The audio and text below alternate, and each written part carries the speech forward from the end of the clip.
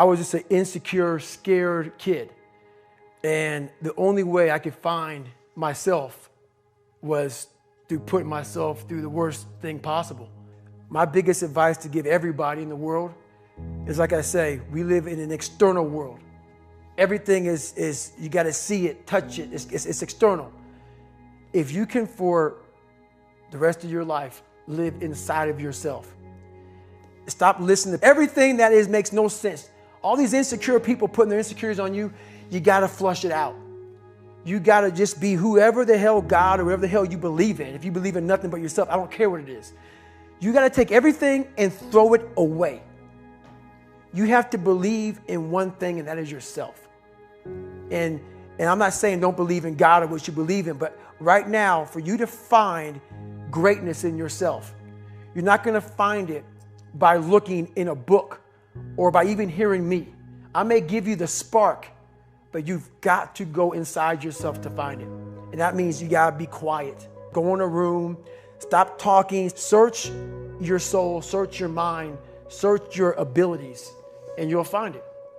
But if you're not looking for it, you won't find it. So you got to go start your journey. And the journey starts with you finding, why the hell am I here on this planet Earth? Why am I here? And if you don't know that, you will live the rest of your life searching, always asking the question, why? Well, it was pretty crazy for me. It took a while to get to that point where enough was enough. What happened, I came home one night from work spraying for cockroaches. And long story short, I turned on the Discovery Channel. I saw some guys going through Navy SEAL training. And they were going through Hell Week and they were getting their ass just beat. You know, in and out of the water, guys ringing the bell. They were just suffering. And I was weighing like 297 pounds. And I had to make a change in my life. You know, I was at an all-time low and I wasn't going anywhere. And I was exactly what everybody said I was going to be, which was nothing. So I had to make a change. No one was helping me out. My dad made my mom kind of irregular.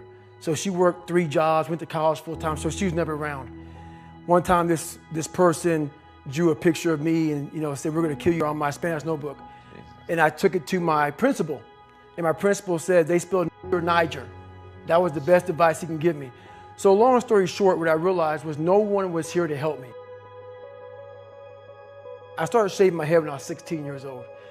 And the feeling I had every morning when I looked in the mirror was horrible. And I didn't want to feel like that anymore. And how I felt was a kid going nowhere, a kid that was scared. And most kids will accept that and look for help. But the best thing that happened to me, no one helped me. No one felt sorry for me. No one looked at me and said, like this day and age, they'll take you in and they'll tell everybody, stop picking on this person. Back then, they didn't care. The KKK marched in our 4th of July parades. They had to stay 100 yards back, but they marched in it. Wow. That's how this town was. And my mom cared about me, but my dad took our soul. And she did the best she could. I had to figure out I wasn't going to be a punk kid all my life. So the only way I could turn it around was to suffer. I had to build calluses in my brain the same way I built calluses on my hands. So I broke the Guinness Book of World Records for pull-ups a long time ago, but I failed at it twice. And I did 67,000 pull-ups in trying to break this record. So to do 4,030 pull-ups, I had to do 67,000 for training for that. And so what I realized is for me to become the man I wanted to become, I saw myself as the weakest person God ever created. But I never blamed God for anything he did to me. So I wanted to change that to be the hardest man ever created. Am I that? I don't know, but you had to have a goal. Right. And my goal when I was sitting there, not going to school, being bullied, having no self-esteem, my goal was the only person that's gonna turn this person around is me. And the only way I can turn it around is put myself through the worst things possible a human being can ever endure. And that'd be the only way that I can build this brain to handle anything that comes in front of it, callousing my mind through pain and suffering. In the end, what would your advice be to that 16-year-old kid who's staring in the mirror, does not like what he sees, but is still running from adversity?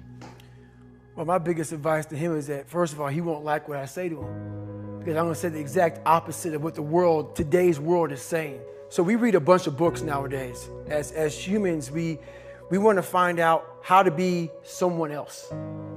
What we don't do is we don't go inside. So literally turn yourself inside out. Read the book that's like we're writing a book every day of our lives, but we never read that book. So what I would challenge this young man or young woman to do is you have to look inside of yourself to see what you really want. What are you passionate about? We use these words and these little phrases of only the strong survive and all this other crap. They're all just words. I get so tired of hearing people just talking. Like right now, someone may think Goggins is just talking. You don't know me. So when I speak from passion. I speak from experience. I speak from suffering. I have to tell this young man or woman that the only way I believe, and this is my experience in life, the only way you're ever going to get to the other side of this journey is you have got to suffer to grow. To grow, you must suffer. And some people will get it and some people won't. But they have to see what their journey is to start their journey. Several people live to be 100 years old and they have great lives and they have great kids. Their kids go to college and all sort of stuff. But somewhere in their life, there was a point where they had a decision to make. They can go left or right on this path. Left was the easy route. Right was the hard route. A lot of people take the easy route. And they had a good life that way, but the better life was going to the right side. And you may have 20 years of pain and suffering to get past it, but a lot of us die never truly starting our journey. And I would tell this young person, you got to start your journey. It may suck, but it will come out the other side where you're coasting. Every day, we're seeing who we are as people. When I was growing up, I lied for people to accept me because I didn't accept myself. So I would make up stories so then you would accept me into your world. Everything I did was for someone else to like me. It wasn't until I started reading my own book about how pathetic I was as a human being. I can blame my dad. I can blame kids at school. I can blame having health issues, ADD, my mom not being around. Great mom, but she was doing her thing. Right. I could blame a lot of people. And that's the book I was reading. And I put it off on everybody else. It wasn't until I said, you know what? For me to fix this, I got to read what is wrong with David Goggins. Not blame anybody. Read my book and say, okay, I'm afraid of my shadow. How can I overcome that? Go in the military, get your ass kicked, do things you hate to do, be uncomfortable every day of your life. Roger that. I'm not the smartest kid in the world. Okay. Instead of somebody saying, oh no, you're smart. No, don't say that to yourself.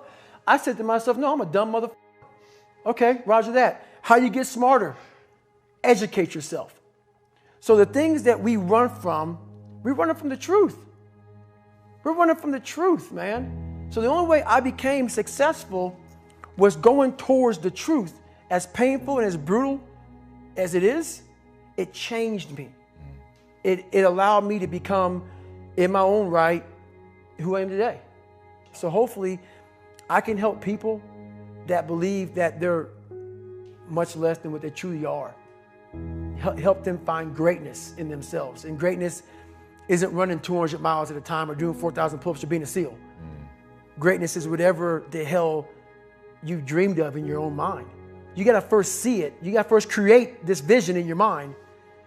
And then that's when I come into play. Once you create this vision in your mind, it's how am I going to get there now? And that's when I come into play. But first you got to create your own vision. And then it's not external. It's the vision created is inside of you. So until you create that, I'm nobody to you. I'm slowly writing a book right now. It's taking me 4 or 5 years because I have so many things to talk about. It's going to be probably several books. But the first book will probably be about my life story, how I came up, and a few lessons learned along the way. But, you know, I have so much to talk about, so much to say, just to give people a lot more than hope.